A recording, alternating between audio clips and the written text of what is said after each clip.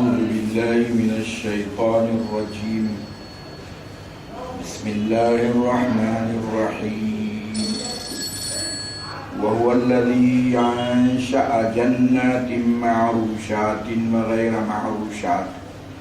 وغير معروشات والنخل والزرع مختلفا أكله والزيتون والرمان متشابها وغير متشابه كلوا من ثمره إذا أثمر وآتوا حقه يوم حصاده ولا تسرفوا إنه لا يحب المسرفين ومن الأنعام حمولة وفرشا كلوا مما رزقكم الله ولا تتبعوا خطوات الشيطان إنه لكم عدو مبين 8 أزواج من الضأن 2 ومن المعد 2 قل أذكرين حرم أم الأنثيين أما اشتملت عليه أرحام الأنثيين نبئوني بعلم إن كنتم صادقين ومن الإبل 2 ومن البقر 2 قل أذكرين حرم أم الأنثيين أما اشتملت عليه أرحام الأنثيين أم كنتم شهداء إذ وصاكم الله بهذا فمن أظلم ممن افترى على الله كذبا ليضل الناس بغير علم إن الله لا يهدي القوم الظالمين.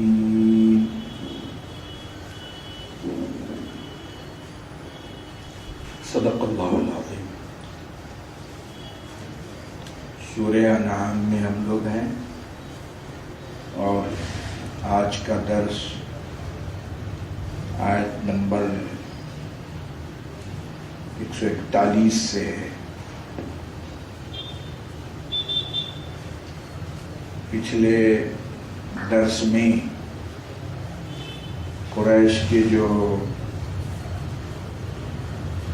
حرکتیں تھیں کہ منمانی جانوروں کو حرام قرار دے دیا تھا کہ جس اونٹ کے 2 بچے کے بعد دیگر نر پیدا ہو گئے تو اب وہ اونٹ کا گوشت عورتوں کے لیے حلال نہیں ہوتا تھا. جس اونٹ نے مسلسل 4 مادہ پیدا کیے تو اس اونٹ کا گوشت بھی عورتوں پر حرام تھا، صرف مرد کھا سکتے تھے. کہاں سے لایا ہوگا؟ کون بولے؟ تو دین کی اصل یہ ہے، دین کی بنیاد اس بات پر ہے کہ جو بھی چیز حلال حرام ہے اس کو کتاب و سنت کے مطابق دیکھا جائے گا. اس بارے میں قرآن کا کیا حکم ہے، حدیث کا کیا حکم ہے، پھر قرآن و حدیث بھی صحابہ نے اس حدیث کا کیا مطلب لیا اور کیا عمل کیا، یہ بھی ہے. تابعین نے اور پچھلے ہمارے جتنے اسلاف گزرے انہوں نے اس آیت کا کیا مطلب لیا، اس حدیث کا کیا مطلب لیا، تسلسل کے ساتھ آج تک وہ مروی ہے. تو قرآن مجید کی کسی آیت کے معنی و مطلب آج ہم لوگ لینے پر آزاد نہیں ہے کہ قرآن کی وہ آیت کی وہ معنی ہے، ہم نہیں لے سکتے.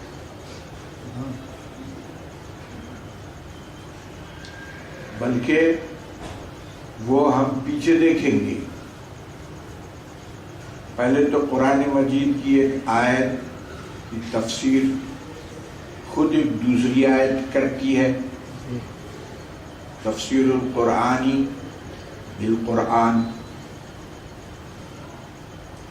ڈاکٹر صاحب ادھر آئیے، بہت دور بیٹھ گئے، تشریف لائیں، ادھر آئیے نا، خالی جگہ ہے۔ تو تفسیر قرآن مجید کی جو تفسیر ہے خود قرآنی آیات کرتی ہیں، تفسیر القرآنی بالقرآن، ایک آیت میں اجمال رہتا ہے، دوسری آیت میں تفسیر رہتی ہے اس کی،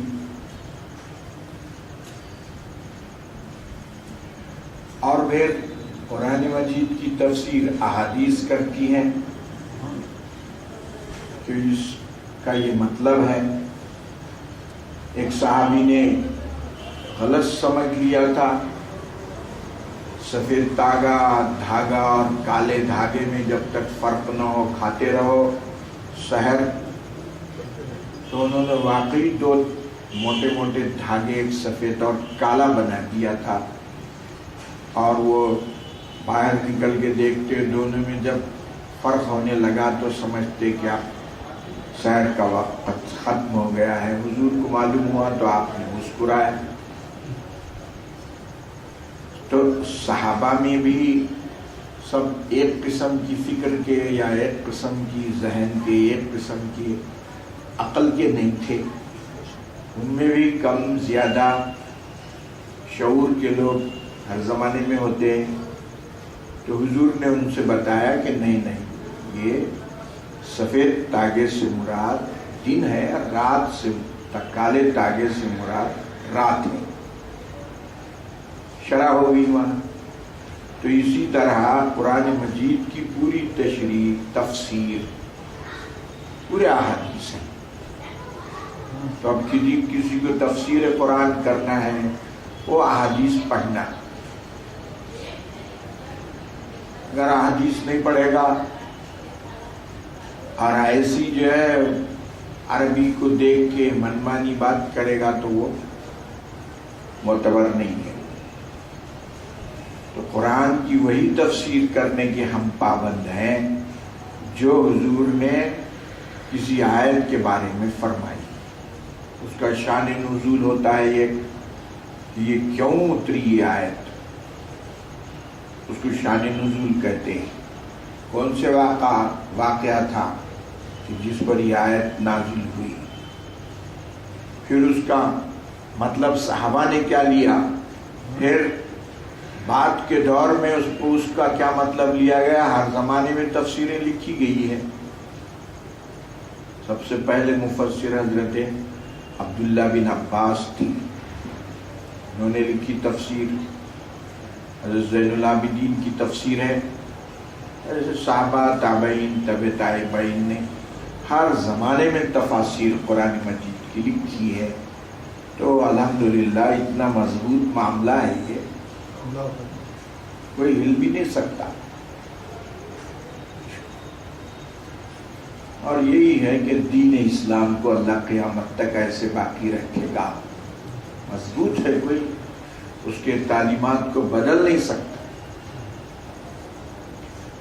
تو بات یہی ہے کہ اب ہم کو جو بھی مسئلہ ہے اس بارے میں دیکھنا ہے کہ قرآن کیا کہتا ہے، حدیث کیا کہتی ہے۔ اب چند دنوں سے ہمارے پاس ایسا ہو گیا ہے کہ ہم خود ایک چیز چاہتے ہیں، اس کے لحاظ سے قرآن حدیث کو قریب کے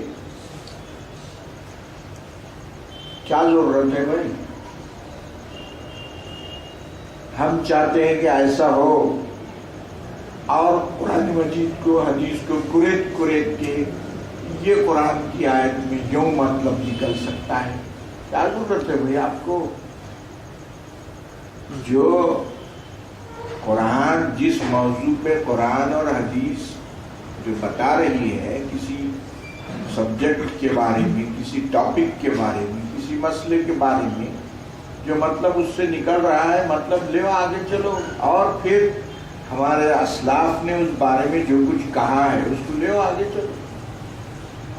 اپنی جانب سے خود قریب کے اس کا یہ مطلب نکلتا ہے اور یہ جائز ہے اور یہ مناسب نہیں، یہ راستہ یہ سیدھا گمراہی کا راستہ ہے، دور لے کے چلے جائے گا۔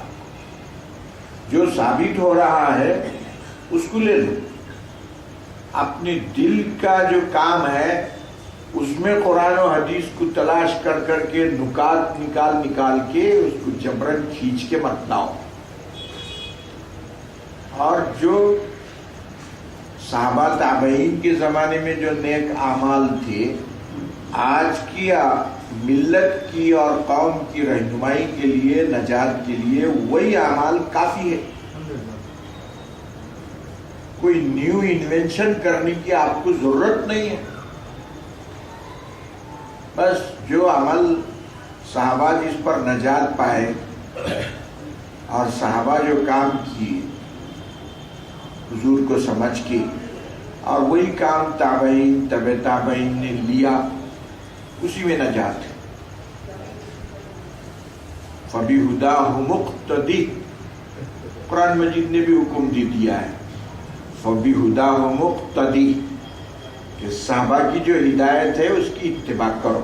اور شروع میں ہی بول دیا اهْدِنَا الصِّرَاطَ الْمُسْتَقِيمَ کہ مولا ہم کو سیدھا راستہ بتا. صراط الذین انعمت علیہم، ان لوگوں کا راستہ سیدھا کون سا راستہ ہے؟ ان لوگوں کا راستہ ہے جن پر تو نے انعام کیا ہے. انعام کس پر ہوا؟ جنگ بدر میں نصرت کس پر ہوئی؟ صحابہ پر ہوئی. احد میں نصرت کس کا ساتھ دی؟ فتح میں، تبوک میں، ہر موقع پہ نجات کن کو ملی؟ صحابہ کو ملی. تعریف قرآن میں کن لوگوں کی ہے؟ صحابہ کی ہے. بس ان کا راستہ ہی سیدھا راستہ ہے. اس لیے حضور نے بھی فرمایا بِأَيِّهِمْ اقْتَدَى أَصْحَابِي كَالنُّجُومِ، میرے صحابہ ستاروں کی طرح ہے. بِأَيِّهِمْ اقْتَدَيْتُمْ اهْتَدَيْتُمْ، جس کسی کی اتباع کرو گے تم کو ہدایت ملے. اور تمام اہل سنت کا یہ فیصلہ اور عقیدہ ہے کہ صحابہ تمام عادل ہیں. عدول، الصحابۃ عدول، صحابہ سب عادل ہیں. کیا مطلب اس کا؟ اس کا مطلب یہ ہے کہ دین کے منتقل کرنے میں، حضور کی بات ادھر منتقل کرنے میں، کیونکہ حضور نے حجۃ الوداع کے موقع پہ فرمایا بلغوا عنی ولو آیا، کہ میری ایک بات بھی کیوں نہ ہوتی ہو دوسروں کو بتاؤ. تو دین جو ہم کو ملا ہے وہ ٹرانسفر اور ذریعہ جو ملا ہے صحابہ ہی ہے، ان سے ہی ملا دین ہماری. اگر وہ نہیں بیان کرتے دین معلوم نہیں ہوتا تھا ہم کو. تو لہذا صحابہ نے دین کے منتقل کرنے میں حضور کے کلام کو، فعل کو منتقل کرنے میں نہایت عدل سے کام لیا ہے. یہ ہے معنی اس کا الصحابۃ عدول. اب شخصی طور پر بعض صحابہ سے غلطیاں بھی ہوئی ہے. کسی نے چوری کی، اس کا ہاتھ کٹا. کسی نے زنا کیا، اس کو، وہ شخصی کام ہے. وہ بعض صحابہ سے جو ہو گئے ہیں وہ شخصی معاملے ہیں. لیکن دین کو ٹرانسفر کرنے میں صحابہ نے جو کام کیا ہے وہ بالکل صحیح ہے. تو اب فرما رہے ہیں کہ انہوں نے وہی کیا تھا. قریش نے کہنے لگے کہ وہ جو اونٹنی 2 بچے مسلسل نر پیدا کرے یا مسلسل 4 مادہ پیدا کرے، اس اونٹنی کا گوشت صرف مرد کھا سکتے ہیں، عورتوں پر وہ حرام ہے. کہاں سے لائے بھائی؟ اور من مانی، جیسے ہم گزشتہ درس میں دیکھ چکے ہیں، قالوا هذه انعام وحرث حجر لا يطعمها الا من نشاء بزعمهم وانعام حرمت ظهورها وانعام لا يذكرون اسم الله عليها افتراء على الله. من مانی یہ جو کہا ہے بھائی مخلوق اللہ کی ہے، وہ آپ کیسا بیان کر رہے ہیں یہ حرام اور یہ حلال؟ آپ کو کیا حق پہنچتا ہے؟ اللہ سبحانہ اور پھر کیا کیا؟ 2 حصے کر دیے اللہ سبحانہ و تعالیٰ کے لیے. کچھ جب زراعت سے پیداوار ہوتی تو کچھ اللہ کے لیے حصہ مقرر ہوتا اور کچھ حصہ جو ہے بتوں کے لیے ہوتا. میں بتوں نے کیا پیدا کیا ہے جو ان کو اللہ کے برابر قرار دے دیا آپ نے؟ یہ بہت بڑا بھیانک گناہ ہے. جنہوں نے کچھ پیدا نہیں کیا ہے ان کو آپ نے اللہ کے برابر کھڑے کر دیا. اس کا بھی حصہ ان کا بھی حصہ. ایک تو غلطی یہ ہوئی. دوسرا یہ غلطی کی وہ جو اللہ والا حصہ تھا اس میں خرد برد کرتے تھے, کمی زیادتی کرتے تھے. اللہ سبحانہ و تعالیٰ فرما رہے ہیں ان کو آج هو الذی انشأ جنات معروشات. چھوڑو, تم تو اللہ کے ساتھ دوسروں کو شریک کر رہے ہیں جنہوں نے کچھ بھی نہیں کیا ہے. هو الذی, وہی تو ذات خداوندی ہے. انشأ, جس نے پیدا فرمایا. جنات, باغات. معروشات, کہ جن کی بیلیں چھت کی شکل میں اوپر لٹکائی گئی. انگور, کہ جب تک انگور کے بیل کو آپ چھپر بنا کے اوپر نہیں لٹکائیں گے وہ انگور پیدا نہیں ہوتے, بڑے نہیں ہوتے, پھلتے نہیں. اس کو ویسے ہی ہونا ہے. معروشات, عرش سے ہے وہ. معروشات کا لفظ عرش سے اوپر لگائے گئے, چھت بنا کے اس پہ ڈال دیا گیا انگور. وہ خدا کی قدرت ہے اس میں, وہ کیوں ایسا رکھنا ہے اس کو. وغیرہ معروشات, اور بہت سارے ایسے ہیں زمین پہ لیٹی ہوئی ہیں بیل. تربوز, خربوز, اس کو اگر آپ اوپر لگائیں گے وہ پھلے گا پھولے گا نہیں. اس کو زمین سے واسطہ ہونا ہے, مٹی سے اس کا رابطہ ہونا ہے تو پھل پھولتا ہو. اگر اس کو بھی آپ تربوز کو بھی آپ اوپر لٹکا دیں گے پھل آئے گا ہی نہیں, یا آیا بھی تو بے مزہ آئے گا, صحیح پھل نہیں آئیں گے اس میں. کیوں ایسا؟ مرضی اس کی. اور اس میں کیا حکمتیں ہیں کہ وہ تربوز کو خربوز کو ایسا زمین پہ ڈالیں گے تو وہ زمین سے وہ لے کے پھر اس میں مٹھاس آئے گی, کلر آئے گا. یہ دیکھیے تو ایسا مولا کے جس نے ایسے عجائبات پیدا کیے ہیں وہ تو کون کے برابر قرار دے رہا ہے آپ. والنخلا, چھوڑو یہ ان کو, بیلوں کو چھوڑ دو. 2 قسم کی بیلیں ہیں. والنخلا, کھجور کے جھاڑ لمبے لمبے کھڑے ہوئے ہیں, بیل نہیں ہے وہ.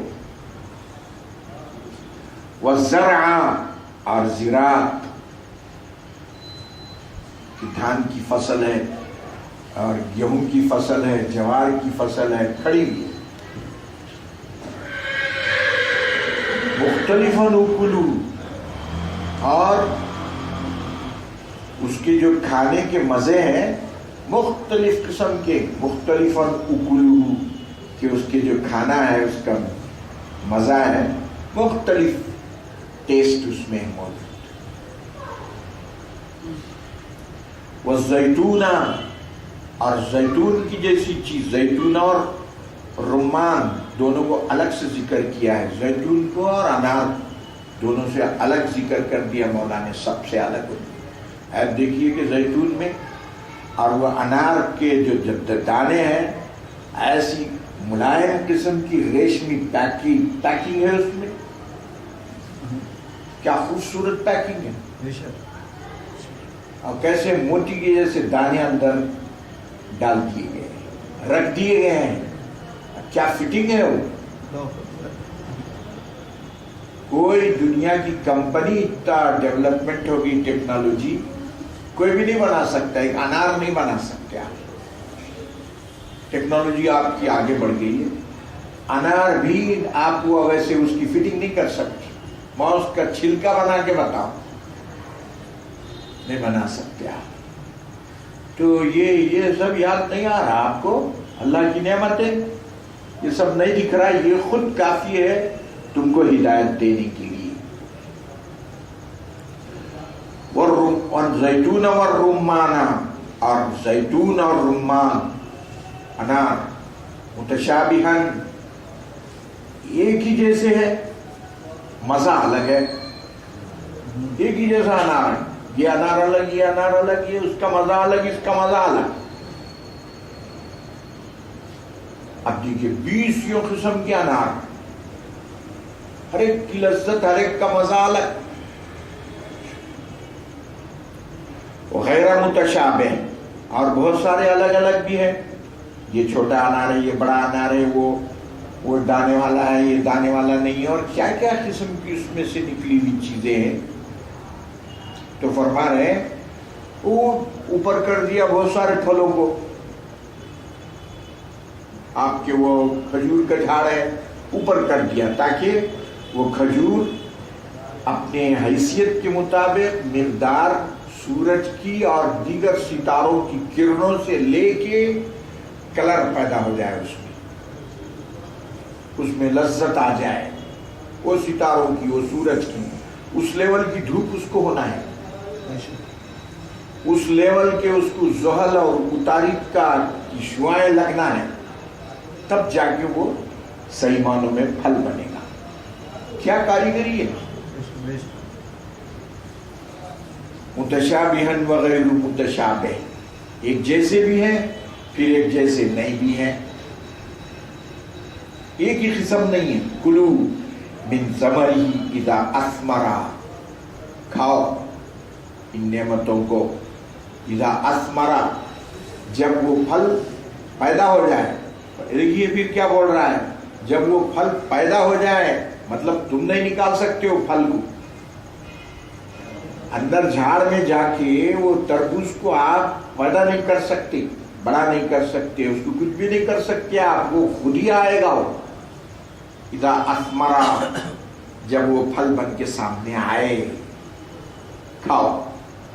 तो बनाया खुदा ने, अब आप बंडी पे लेके मेरा अनार है बोल के लेके बैठे हुए हैं। भाई वो खुदा का है, वो आप सिर्फ जो है वहां जाके लाने की कीमत ले रहे हैं इसकी।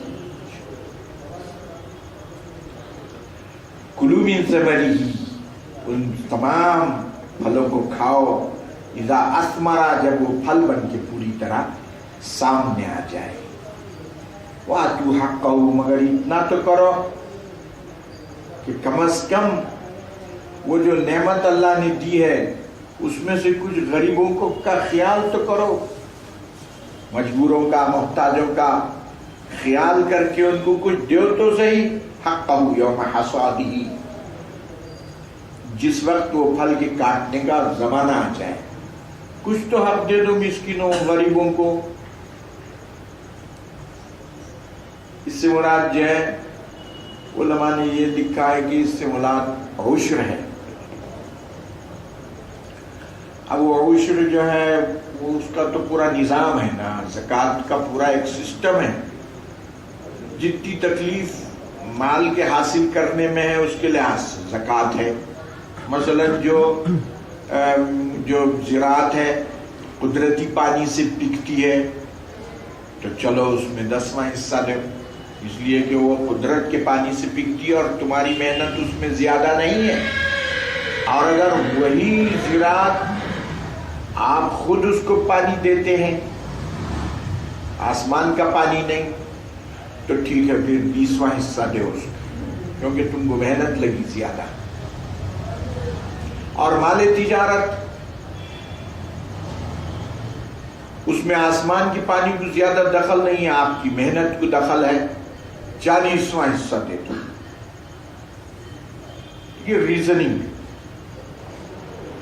अब इनकम टैक्स के ज़ाब्ते से कितना ये रहम करम का ज़ाब्ता है। तो इनकम टैक्स का देखिए, अब आप पूरी यूरोप में जितने लोग जाके कमा रहे हैं, नाक में दम आ गए और टैक्स भर भर। 40% टैक्स। क्या कमाते हैं वो? टैक्स भरते भरते भरते परेशान सारी जिंदगी। और क्या है, वो सिस्टम पूरा ऐसा बना दिया गया है कि तनख्वाह आती ही नहीं बगैर कटेगी। डेली वेजेस में भी तनख्वाह आपकी कट के 40% कट के, उन्होंने वो झगड़े ही नहीं रखे 5%, 10%, 20%, वो कुछ भी नहीं, 40%। तो एक हमारे अजीज गए हुए हैं वहां, तो मैंने कहा अरे मियाँ तुम इतने दिनों से गए हैं, इतने बड़े इंजीनियर है तुमको तो यहाँ जब गए का ही हुआ है, इसीलिए गए कि कमाना है, नहीं तो यहाँ भी तुमको मिल रहा था सब, यहाँ अब तक तो तुम यहाँ पे 2-4 हवेलियां बना देना था ना। नहीं ऐसा नहीं है, बोले वो ये ऐसी इत्यादि नहीं है हमारी, वो इतना तो टैक्स कटता है हमारे, आधी आमदनी उनकी दो, कमाओ गवर्नमेंट को दो। और गवर्नमेंट जो मन में आया करती, फिर शराब पीती, जिनको शराब नहीं है उनको शराब की सप्लाई हो रही है। ये सूरत हाल है। फिर वो घरों की किराए इतने महंगे और ये वो, पूरी जिंदगी कमा रहा है, उसका घर नहीं बन सक रहा वहां पे। तो मैं बोला क्यों कमा रहे वहां पे, फिर आप थक जा रहे बेचारे, फुर्सत, 1 मिनट की फुर्सत नहीं है, अपने बच्चों को देखना नसीब नहीं है उसको रोजाना। इतनी मेहनत करके आपका जाती घर नहीं है, क्या काई की कमाई है? तो बोले ये ऐसा है, वो पूरे इंश्योरेंस है, वो कटिंग है, क्या क्या है वो है। बोले मैं आप सुनते अगर हिसाब मेरा तो दे देता हूँ, मैं पूरी तनख्वाह कमाना, क्या करना है हमको भाई? ये देखिए ज़कात का सिस्टम, आसमान के पानी से अगर आपकी पैदावार है 10% हिस्सा दो, 10वां हिस्सा दो। नहीं, आपने खुद वो पैसा लगा, पानी डाला है, उसको 20वां हिस्सा दो। रेवेन्यू में टैक्सेस खुशकी और तरीके अलग अलग होते हैं, ये भी है। और अगर आप जो है उसमें पानी का कोई दखल ही नहीं है, आपकी काफी मेहनत लगी, रात दिन दुकान खोलना पड़ी, आपको जाना पड़ा, बड़ी मेहनत लगी है, 40वां दो ज़कात, 40वां हिस्सा है ना। और फिर ये फलों में उसमें भी जो है, तो जो जमीन निकाल रही है उसका 10वां 20वां, उसमें भी तो हालात के लिहाज से उसमें सहूलतें दे दी गई। और वो भी ज़कात कब है? खाने पीने के अलावा बचे और साल गुजरे, आपने घर बना लिया हो, सारी सूरतें आपने तय्युशात क्या क्या हो सकता है कर लिया, उसके बाद आपके पास पैसा बच रहा है और उस पे भी साल गुजरना है, सहूलत ही सहूलत है। और ये तो बिल्कुल जालिमाना खेल है। बचे ना बचे, आप कंगाल हो के कुछ भी हो, वो खट पल के जो है काट दे रहा होगी जब। तो फरमा रहे हैं ये हक अदा करो, हक से मुराद वही बोल रहे हैं ज़कात का सिस्टम जो। मगर बहुत सारे मुफस्सिरीन ने कहा कि ये आयत मक्के में नाजिल हुई और मक्के में तो वो उश्र का सिस्टम नहीं था। मगर फिर जवाब दिया उन्होंने कि ये आयत तो मक्के में नाजिल हुई, मगर तफसीली अमल आवरी और उसकी मिक़दार वगैरह मदीने में नाजिल हुई। तो अमल आवरी का सिस्टम उसका मदीने में हुआ, गर्चे की आयत मक्की है। वला तुसरिफू, देखिए क्या फरमा रहे कि ज़कात दो, उसका उश्र अदा करो, गरीबों को दो, और इसराफ भी मत करो। वो पूरा के पूरा पैदा होते जो गरीबों में बांट दिए, अरे फिर बाल बच्चे क्या खाएंगे? उसमें भी इसराफ मत करो। एक काम खैरात भी कर रहे हैं तो वो भी देख के करो, पूरा का पूरा माल दे दे रहे, میں وہ فلاں دینی ادارے کو پوری اپنی جائیداد دے دیتا ہوں، بچے کہاں رہیں گے؟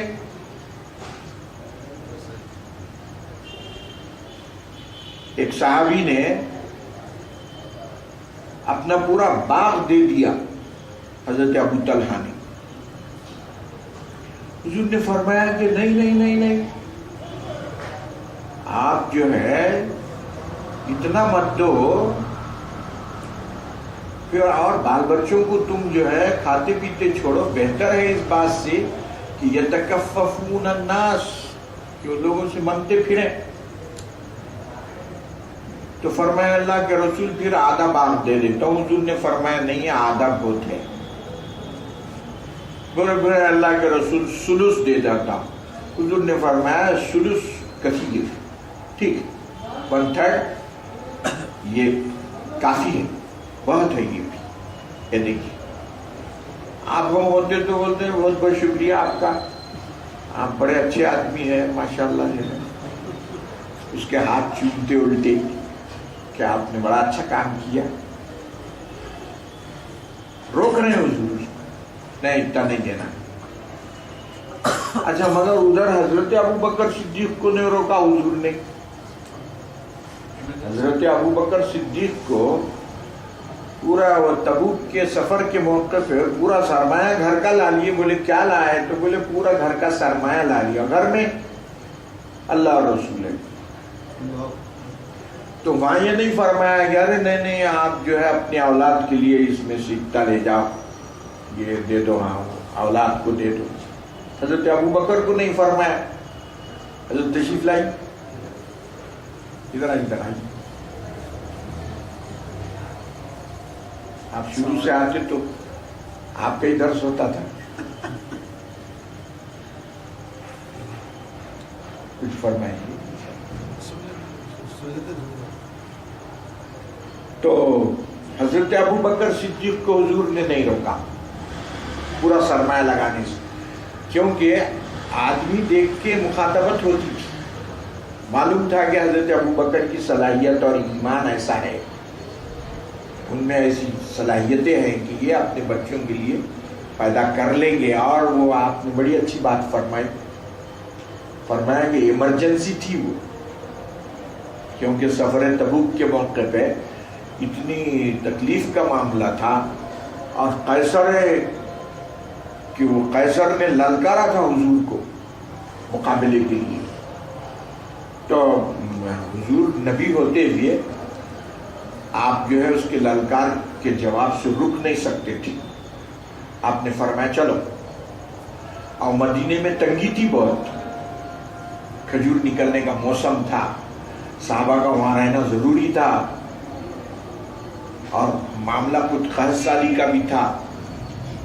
تو یہ تنگی کے حالات میں حضور نے چندے کی اپیل فرمائی. تو شاید اس وجہ سے بھی، مگر آدمی کے لحاظ سے حضور مخاطبت فرماتے تھے. ایک صحابی تشریف لائے، انہوں نے کہا اللہ کے رسول میں بہت مفلس ہوں. تو حضور نے فرمایا شادی کرو. گئے اور شادی کی انہوں نے. فرمایا اللہ کے رسول افلاس میں اضافہ ہو گیا ہے، اور ایک شادی کرو. 2 پھر آیا تو انہوں نے وہی شکایت کی کہ میرے افلاس میں مزید اضافہ ہو گیا ہے. فرمایا اور شادی کرو. تیسری شادی پہ ان کو خیر و برکت نصیب ہو. اور پھر جب آئے تو بولے میں فقیر تھا، اللہ نے مالدار بنایا. میں پریشان حال تھا، اللہ نے میرے مسائل حل فرما دیے. تو اب یہ حکم ہم ہر ایک کو نہیں دیں گے.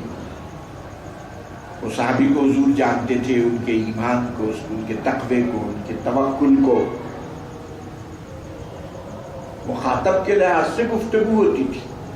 اب ہر ایک کو، اب آپ کسی کو نہیں بولیں گے، ہم کوئی نوجوان اگر آ گیا میں پریشان ہوں تو شادی کرو نہیں بولیں گے. اس کو تو یہی بولیں گے کہ پالنے کی طاقت ہے، عورت کو پالنے کی طاقت ہے تو شادی کرو بولیں گے. حدیث میں بھی ہے من استطاع منکم الباءۃ فلیتزوج، کہ جس میں عورت کو پالنے کی طاقت ہے وہ شادی کرے. تو حضور کا معاملہ ایسا تھا کہ حضور آدمی کے حالات دیکھ کے اس کو مخاطب. ایک صحابی تشریف لائے, انہوں نے کہا اللہ کے رسول مختصر بات بولیے, کوئی لمبی بات پر عمل کرنا میرے سے نہیں ہوتا.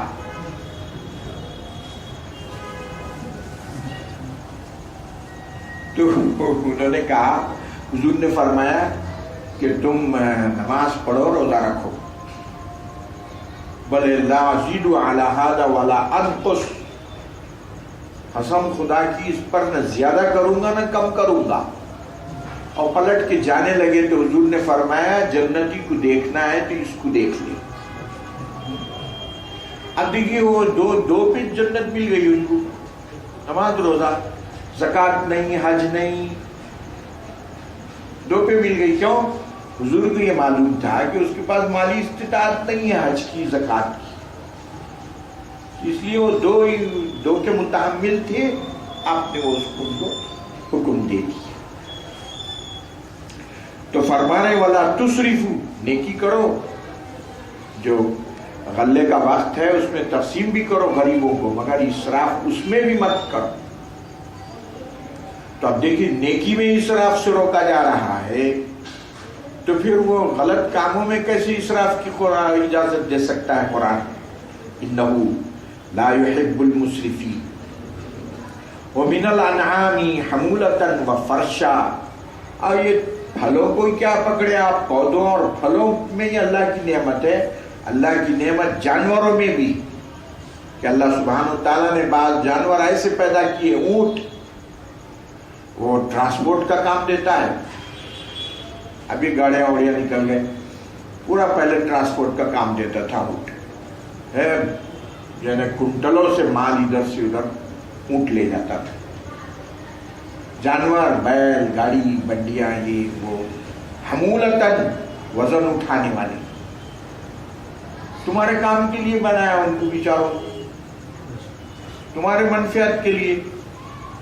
وہ فرشا, اور بہت سارے جانور ایسے ہیں وہ بیچارے نیچے سو جاتے, آپ ذبح کرتے اس کو, کھاؤ. بکرے کو کھا رہے ہیں, گائے کو کھا رہے ہیں, بھینس کو کھا رہے ہیں, مرغی کو کھا رہے ہیں, کھا رہے ہیں آپ سب, تم کو ہی دیا جا رہا ہے. نعمتیں اتنی تم کو ہم دے رہے ہیں, اور الٹا تم جو ہے وہ بتوں کو میرے برابر قرار دے رہے ہو, اور نعمتیں میں دے رہا ہوں. بھلا یہ انصاف کی بات ہے؟ کلوا مما رزقکم اللہ, اللہ نے جو دیا ہے تم کو یہ سب کھاؤ, کھانے سے منع نہیں کیا جا رہا آپ کو. ولا تتبعوا خطوات الشیطان, لیکن شیطان کے قدموں کی طرف مت جاؤ, اس کے نقش قدم پر مت چلو. انہ لکم عدو مبین, کیونکہ وہ تمہارا کھلا کھلا صاف صاف دشمن ہے. کیوں صاف صاف؟ وہی بول دیا تھا اس نے کہ یہ آدم جس کی وجہ سے مجھے آج یہ روز بد دیکھنا پڑا, مولا میں لاقعدن لہم صراطک المستقیم, سیدھے راستے میں بیٹھ جاؤں گا اور اس سیدھے راستے میں کسی کو چلنے نہیں دوں گا. کھلی بات بول دیا تھا اس نے. اور پھر اللہ سبحانہ وتعالیٰ نے فرمایا کہ ٹھیک ہے جاؤ, لَأَمْلَأَنَّ جَهَنَّمَ مِنْكُمْ أَجْمَعِينَ وَمَنِ اتَّبَعَكَ, ایسے بھی الفاظ ہیں کہ تو اور تیرے فالوورز کو کے ذریعے سے جہنم بھر دی جائے, جاؤ. تو جب اتنا کھلا اعلان اس نے چیلنج کر دیا تھا تو پھر تم اس کی اتباع کیسی کرتے؟ لہذا بچو اس, وَلَا تَتَّبِعُوا إِنَّهُ لَكُمْ عَدُوٌّ مُبِينٌ, وہ تمہارا صاف صاف اور کھلا دشمن. صلی اللہ تعالی علی خیر خلق محمد وعلی آلہ واصحابہ اجمعین.